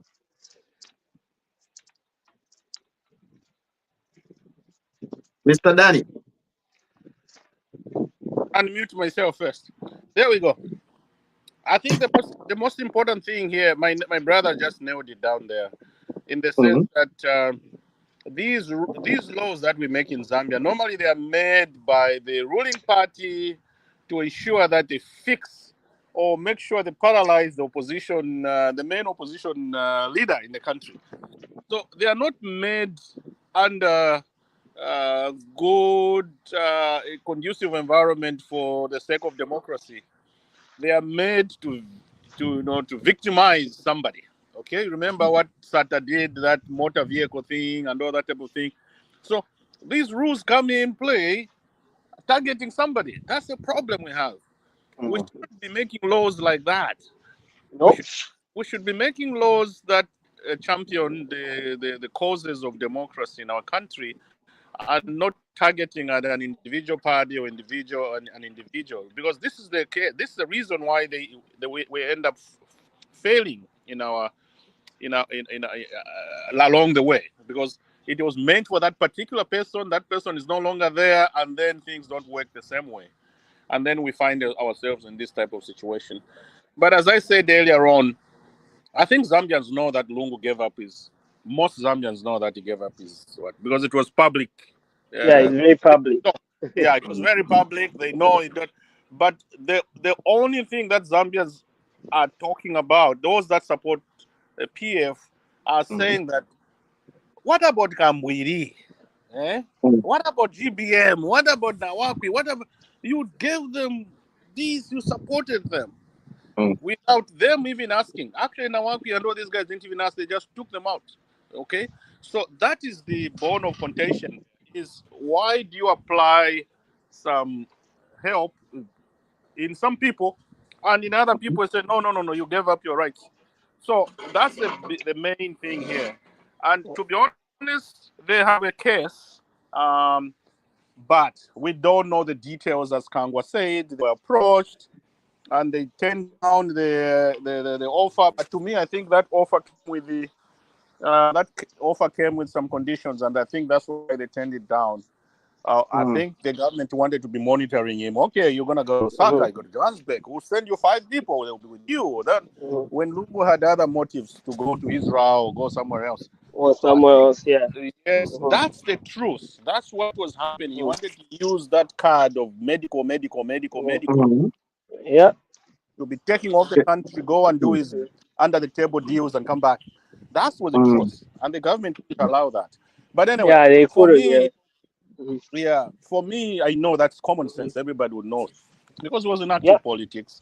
He wanted to organize the party. He wanted to organize resources. So he had to do it. He had to organize resources wherever he had. And to me, but Danny, the one thing I also was surprised by our party is that there was a ruling in court to say he can't stand as president. So why did we use so much of our energy on him? Because it's not like he'll make a comeback. Even if we should have ignored him. Yeah, we just ignore him, and let him do his nonsense. Because the thing is, like, Zambians, like, even the funerals showed us to say, like, yes, Zambians are forgetful. We have a memory of a fish. But I think this whole impasse kind of slowly reminded people a little bit about what they used to deal with, right? So for me, gassing they forgot everything. We forget everything. That's the problem we have. We forget everything. So this situation has reminded them a little bit of that, right? So I think if at the UPNA just let Lungu, embarrass himself, because he was talking nonsense, to be honest. Like, he wasn't talking anything sensible, because people would have been like, Bamdala, mwenze papa mpachimpande, ndimo munasi ya so na so, they could have just let him, and then that way, you avoid such a situation, right? And you learn from this. We have to repeal these laws. If somebody says that the government, just let him be entitled to those benefits. What he decides politically, that's his own business. You know what I mean? If you really want to get a second mandate as the president, my rule of thumb is, like, work hard to show people that you deserve a second chance. Don't bring down the opposition as a way of you coming back, because to me it just means, like, you're losing focus on the biggest issue, that you're meant to fix things, because with people voted you on the card that you're gonna fix things, right? So the way you handle things is very crucial, right? So if you start fixing opposition when you're supposed to be fixing the electricity shortages, the healthcare, you name it, all these other things that we need to deal with, then Yeah. you're gonna lose popularity regardless, Yeah. right? Because you're spending your energy in the wrong place. So The I way think the way sorry not to cut you short. The no, way no, our go ahead, go president ahead. the way our president has handled this funeral thing is the way it's supposed to have been handling Lungu all along. Yeah, Not to exactly, be absolutely. Yeah, reacting to his church services. no, Lungu goes to Matero, talks. Then the Mwayako, following day, Mwayako, yeah, our yeah. president, yeah, he should have done this. The way he has Thank handled the you, funeral thing, thank you, thank you. that's the best way because Yeah, these PF guys wanted to irritate him as much as they can, yes, but he was yeah, quiet. yeah, He, yeah. he Same gives the thing. press Yeah, thank you, conference Adani. briefing That's a very good example. Yeah, 5 minutes, yeah, and yeah, then they start complaining. No, it was too short. He should have talked more. What did you want him to say? He just said what was necessary. That's it. yeah, So, exactly. Yeah. but Mumuleka yeah, ayalanda machechi nama Catholic Christ yakwe. yes, Then leave him. if he talks too much, you leave him. If he says Yes, too much nonsense, then you just come out once in the open. It's the same thing I absolutely. was telling about Danny when the HH came into power. He ran one of the biggest audit firms. He knew the moment he came into power, he knew the damage was deeper than we all thought. He knew the Yeah, debt was steep.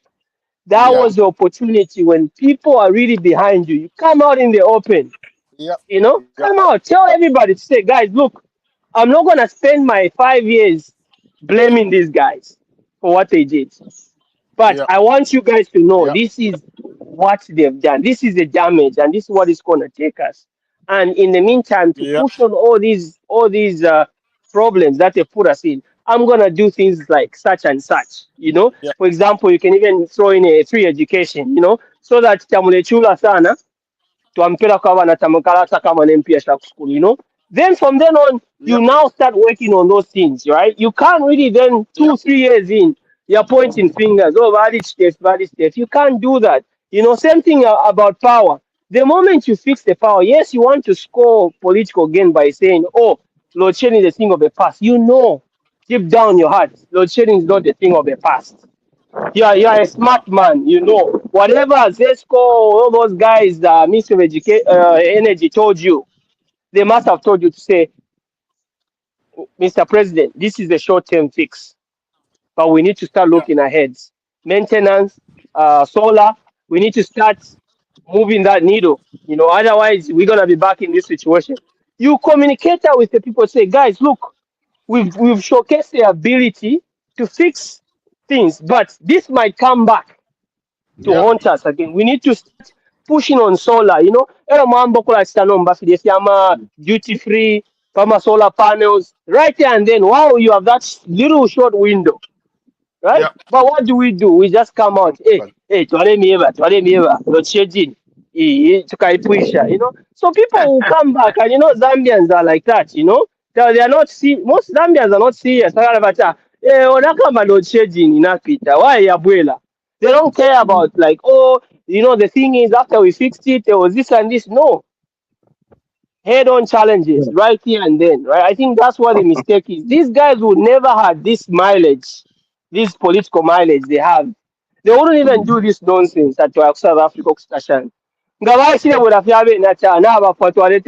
because we would have just let them do all this craziness themselves, right? But we are where we are because we also contributed to this situation. I think we should have handled this differently. Should have let him let him stand on those one leg he was left to stand on. Trust me, Lungu was never going anywhere. He was never going anywhere.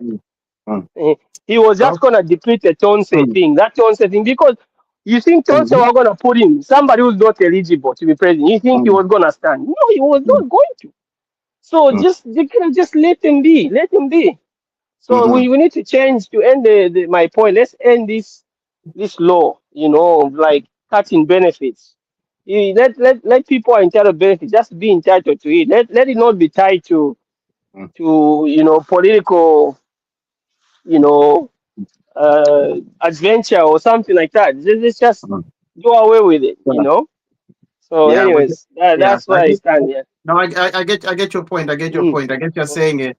This will be tied to politics. Yeah, but that's something that needs to go back to Parliament and Yeah, it discuss has to be. and change. So, but in the meantime, that's what the law says. So Yes, yes, that's what there's it nothing says. we Yeah, can do about it. Until it's yeah, changed. yeah. Until it's Until changed. it's changed. Yeah, but yeah. So that's the thing. So, gentlemen, I think we've tackled everything. We need to wind up, and closing remarks. I think, Radani, you can go first. Give us your closing remarks. And by the way, the three of us are in the same. In fact, you two live close. Radani, Mm. you are But in Danny, Kitna. I hear about you all the time from Bamashina, Brian Bamashina. Yeah. Eh? Bamashina na isa isapona pa Milton like last month na po Yeah. na iba ko nakaplenta na afyuka. Oh, I think it's muted again. Yeah, I think he's muted again. Oh, Yeah, he he was. said Oh, something. Brian was here when he came from. He was in Vancouver last weekend. So he came Yes, back. he told me. I actually talked to him yesterday. He called me because na imacha Bamashina mu Africa mwa ku Vancouver not webako. Bebe Yeah. nawe nali bwera kale nde posta late nomba nde study cup. So from Yeah. Vancouver, straight from the airport, he passed by my house here. Oh, okay, nice. That's good. That's Anyway, good. in Mm. conclusion, I think next time we should discuss this because we should gather more information about it. Mhm. Did you guys know when you go on Bloomberg that Zambian kwacha for the past 1 week has been the most progressive currency in the world? Yeah. Okay? In the world or in Africa? In the world. Yeah. Yeah. In It the is world. there all over. Okay? Mm. Yeah. Number one, most gaining, it gained value. It was the most progressive currency in the world. Okay, and Bloomberg analysis right now, as it stands, Zambia, it's very, very, very positive. Yes. Because what they are looking at now, they are looking at this. Our economic zones are coming to life. Okay, Yeah. the Chongwe one is coming to life. The Gwembe one, is it Gwembe or whatever that side in Gwembe, where they've given these Saudi guys some land to do. So our economic zones are coming active, and the market is responding to that. They are seeing the benefits that Zambia is going to go. So hopefully things are just going to be on an upscale. I know that there's this oil thing coming up. I was gonna mention that as well. Yeah, the ownership stake we got in that. I think that's for me that's a game changer because if you look at the monies we spend to just import fuel because we import it at a dollar exchange rate. Yeah. So whenever that exchange rate skyrockets, we're spending so much money. I don't know if you guys were not aware. You might be aware of this. When Lungu left power, he left a debt of about $600 million to the middlemen. Those middlemen, they used to make deals to import. Under the table, yeah. Yes, under the table. So imagine if we owed people under the table that much. Now imagine the monies we're spending. So I think that's huge. I think if you're doing like an economic projection for Zambia, like the outlook is very positive. Yeah, It's very positive, and you can see now, like what Danny said, from the outside, they are looking right. You see Canadian things, even some uranium. I don't know if you guys saw that uranium project. Yeah. Starting to there's a TSX stock I saw on the Toronto Exchange for uranium. They even made a post about Zambia. They are investing in a project there. So who knows what that. Investors now, their eyes are focused on Africa. They know this is where the future of investment is. And they are watching what we are doing in Zambia, and the stock market is reacting to that. The kwacha is being it's being appreciated. So the future is bright. The only thing I'm very cautious about is this war between Iran and Israel. I hope it doesn't tumble. Doc, just hold your thought. I think let's bring in Nicholas before we close. He's been trying to connect. Obviously, these network issues. Nicholas, if you can connect now, you've come at the end, very end. So just contribute, and then we are about, like I said, well, you just come at the end. We're about to close. Can you hear us now? Are you there, Mr. Nicholas? Okay. He's not muted. He's okay. Oh, he's okay. Yeah. Muted, huh? No, he's not muted. He's okay. He's supposed to be transmitting. I think maybe it's the bandwidth. Yeah, maybe. Yeah. Baba Kuzambia, my voices, yale pera pa ocean, pa Indian Ocean. Yes, the bandwidth. If the yale kama. Ale pone na motion. Yale pona motion, yeah. Le punda yale pera. But yeah, but Danny, I think those are nice conversations to have. I think we need to I think if we can submit some of those conversations, I think those will be helpful, because I know some people need enlightening on such things. And I think the other thing I wanted to mention is I always thought we would have had a discussion on how Zambia is coping with the shortfall in those healthcare donations. If you look at our healthcare, solely dependent on the funding, PEFA. So like I think that's always my problem with UPND. I think the communication continues to be very poor, because when good things are happening, we still don't communicate well. Yeah. Right. Like the dollar thing, for example, or the Lobito stuff, we don't really communicate there. So maybe this platform could also help on that. Then as well, when big important issues like losing healthcare funding from USA like that, there has to be an explanation of how we're coping, how filling that gap, because to me that's also important, right? So such discussions will also help. I know it's good to talk about these political hot topics, but also as well, if we can touch on all the we can touch on those things next week. That's why even we got Jeremy Kanika is a pharmacist, so he's into the medical. Even Wachitumba is a nurse. So, okay, nice. So we can actually dive into and see what the ground is. They can tell us exactly what kind of innovative ideas the current government is coming up with, because definitely I heard the president just a few days, I think it was yesterday, when they were saying that we need to start manufacturing our own drugs within. And I think there's a project that's supposed to start between Zambia and India. They're going to build a multi-dollar facility in Lusaka, which is going to be the largest in Africa. So those are the things that we need to highlight and talk about. Definitely, we'll be talking about. That's why this platform is there, is to talk about issues like that. Imagine after 50 plus years of independence, that pangano tuleza, akaleza, ama toothpick, ama toothpick, No, but things are looking good. Things are looking good, because the president has got his hand on on everything, and he's looking at these issues, and I can see all those deals, all those moves he was making, they're coming up now, and they're making sense. So like you said, communication is not there, and people are not, they don't know what's going on. Very key. Very key. Yeah, no, I think it's important that they improve. I think we've been crying for proper, I don't think it's something they ever took serious, to be honest, because Akasa and I couldn't have stayed for that long. But for that's another day. I actually even wrote a proposal. I sent it to Mark. Has it? Okay. Even when what's her name? We had a meeting with her the other time when she came. What's her name? Yeah, Nation.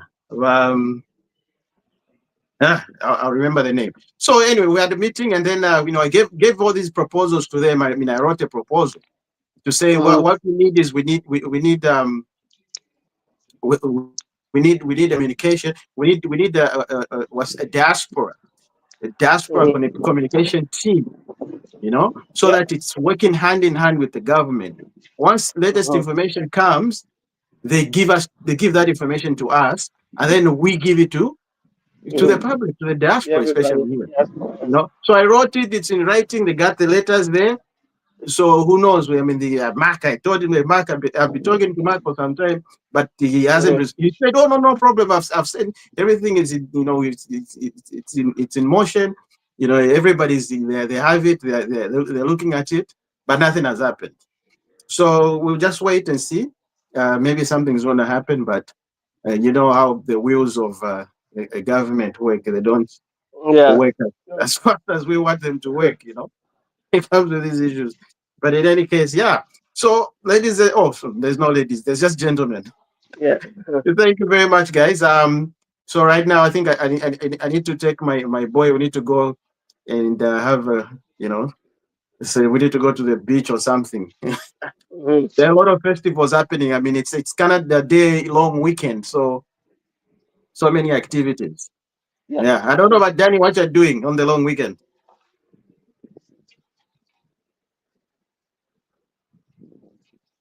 Oh, it's gone again. But yeah. Anyways, yeah. So anyways, we'll catch up soon. We'll catch up soon. Yeah, definitely. We got our numbers and everything. But thank you very much. So until next week, everybody have a nice long weekend. For everybody who doesn't who's on just having a nice weekend. Enjoy yourselves. Enjoy the sun, and God bless. Bye. See you next time. Catch you on the next one.